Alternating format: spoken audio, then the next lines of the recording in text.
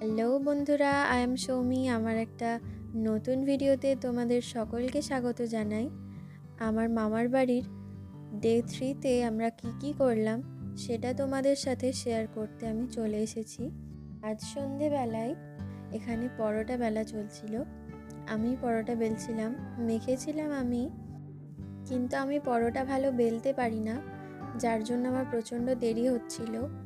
আর এখানে আমি তেকোনা পরোটা বানাচ্ছিলাম, যেখানে আমি নইটাকে ভালো করে গোল করে বেলে নিয়েছিলাম।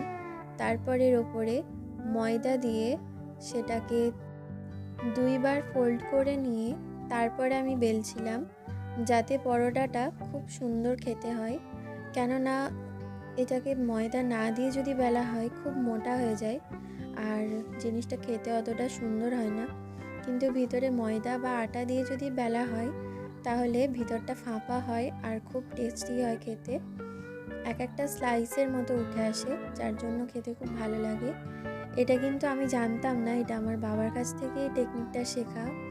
তোমরাও কিন্তু চাইলে ট্রাই করে দেখতে পারো। তারপর এখানে আমার দিদি একটা লাচ্চা পরোটা বানানোর চেষ্টা করছিল, যেখানে আটার নইটাকে গোল করে বেলে নিয়ে তারপর এটাকে যেভাবে আমরা ছোটোবেলায় পাখা বানাতাম কাগজের সাহায্যে সেইভাবে ফোল্ড করে নিতে হবে। তারপর একটা শামুকের খোলসের মতো আকৃতি দিয়ে দিতে হবে। যেভাবে ও বানাচ্ছে সেটা তোমরা দেখো এবং বাড়িতে ট্রাই করে দেখতে পারো, এটাও কিন্তু খুব সুন্দর হয়। তারপর এর ওপরে তেল দিয়ে ভীষণভাবে চেপে চেপে বেলতে হবে, কেননা এটা খুবই মোটা হয়ে যায়, যার জন্য প্রেস করা খুবই কঠিন হয়ে যায়। তাই এটাকে খুব চেপে চেপে বেললে তবে ভালো করে বেলা হয়। দেখছো কিভাবে গুটিয়ে যাচ্ছে, খুবই কঠিন হয়ে গিয়েছিল এটা বেলা। তারপরেও ও এই পরোটাটা বানাতে সফল হয়েছে। আর তারপর এটা ভাজার পরে কিন্তু খুব সুন্দর লাগছিল খেতে, এক একটা স্লাইস উঠে এসেছিল।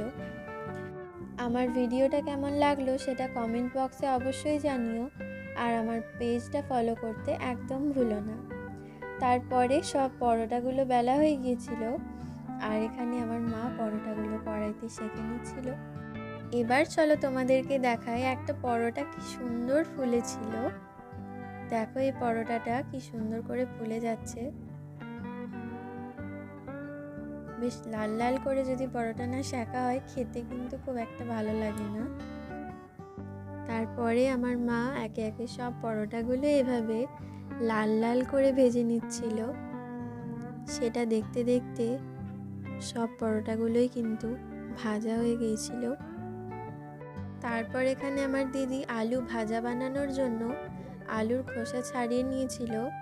তারপরে একটা গ্রেটারে করে আলুগুলো গ্রেট করে নিচ্ছিল। তাহলে চলো আজকের ভিডিওটা এই পর্যন্তই। Tata bye.